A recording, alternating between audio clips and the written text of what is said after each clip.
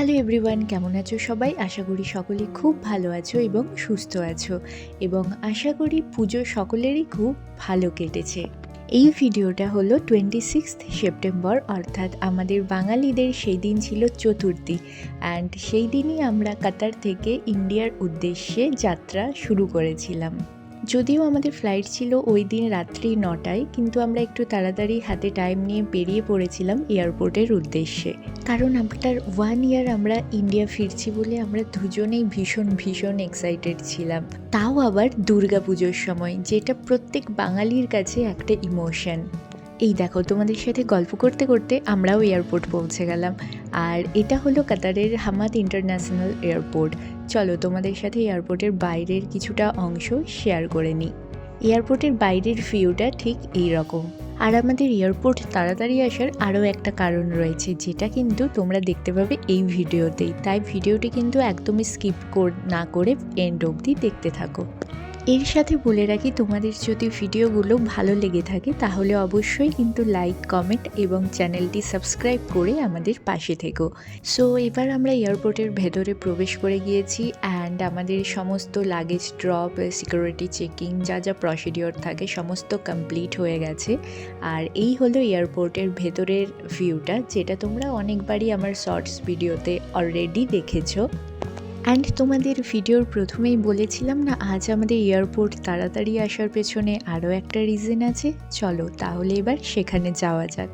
তো সেখানে পৌঁছানোর জন্য এয়ারপোর্টের ভেতরেই ছিল মেট্রো সার্ভিস। তো মেট্রো করে আমরা পৌঁছে গেলাম দ্য অর্চার্ড। এটা হলো একটা বিশাল বড় ইনডোর গার্ডেন, যেটা আমরা অনেকবারই এয়ারপোর্ট আসলেও কখনো দেখার সুযোগ হয়ে ওঠেনি টাইমের অভাবে। তো সেই কারণেই আমরা আগে থেকেই এইবার ঠিক করে রেখেছিলাম যে আমরা একটু আর্লি বেরোবো বাড়ি থেকে, যাতে আমরা এই গার্ডেনটা ভিজিট করতে পারি। আর সেটা তোমাদের সাথে শেয়ার করব না তা কী করে হয়? চলো আমাদের এই ভিডিওর মাধ্যমে তোমরাও দেখে নাও, আর অবশ্যই জানিও তোমাদের কেমন লাগলো। মেট্রোতে কিছুটা আসার পর অ্যান্ড 2 মিনিট প্রায় হাঁটার পর আমরা পৌঁছে গেছিলাম এই গার্ডেনটায়। অ্যান্ড সিরিয়াসলি ভিউটা অসাধারণ ছিল। অ্যান্ড গার্ডেনটা এতটাই বড়, চারিপাশটা ঘুরে দেখতে দেখতে কতক্ষণ যে টাইম পেরিয়ে গেল সত্যি আমরা নিজেরাও টের পাইনি।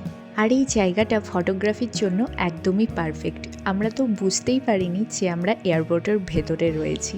আমি তো বলবো, কখনো যদি কেউ এই এয়ারপোর্টে আসো এবং হাতে টাইমও থাকে, তাহলে অবশ্যই এই ইনডোর গার্ডেনটা ভিজিট করো। আশা করছি তোমাদেরও খুব ভালো লাগবে।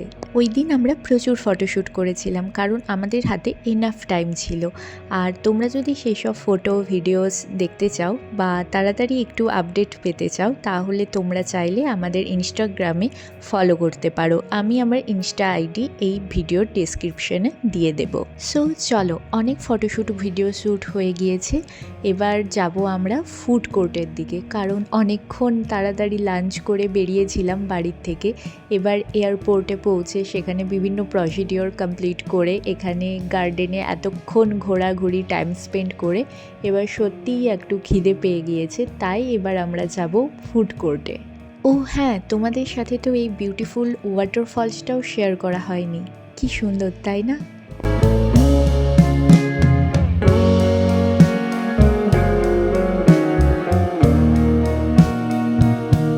তোমরা তো সকলেই জানো যে এয়ারপোর্টে খাবারের দাম তুলনামূলকভাবে একটু বেশিই হয়ে থাকে। তাই তোমাদের জন্য একটা রিজনেবল প্রাইসের ক্যাফের সন্ধান দিয়ে রাখি। নাম হলো চাপাতিয়ান কারাক। এটা তোমরা খুঁজে না পেলেও যে কোনো সিকিউরিটিকে জিজ্ঞাসা করলেই ওনারাই গাইড করে দেবেন। এই জায়গাটা অনেকটা দোহার সুক ওয়াকিফের আদলে সাজানো, যেটা তোমরা সকলেই জানো। যারা আমার ভিডিওস রোজ ফলো করো তারা অনেক ভিডিওসই দেখেছো দোহার সুক ওয়াকিফ মার্কেটকে নিয়ে। তো এই জায়গাটা এসে মনে হচ্ছিল সুক ওয়াকিফ মার্কেট চলে এসেছি। আমরা তো এখানে কিছু স্ন্যাক্স খেতে খেতে বারবার স্ক্রিনের দিকে দেখছিলাম আমাদের ফ্লাইটের টাইমটার জন্য। তারপর ঝটপট এখানে খেয়ে নিয়ে চলে গেছিলাম আমাদের গেটের কাছে। আর বলে রাখি, আমাদের ফ্লাইট ছিল ইন্ডিগোর। আমরা কানেক্টিং ফ্লাইট নিয়েছিলাম ভায়া মুম্বাই। কারণ ইচ্ছে করেই নিয়েছিলাম মুম্বাই শহরটাকে ঘুরে দেখার জন্য। আর মুম্বাইয়েরও লং ভিডিও, শর্টস ভিডিও আসছে খুব তাড়াতাড়ি। তার জন্য কি করতে হবে, অবশ্যই চ্যানেলটি সাবস্ক্রাইব করে সাথে থাকতে হবে। দেখা হচ্ছে নেক্সট ভিডিওয় খুব তাড়াতাড়ি। ভালো থেকো, সুস্থ থেকো এবং সকলকে ভালো রেখো। টাটা।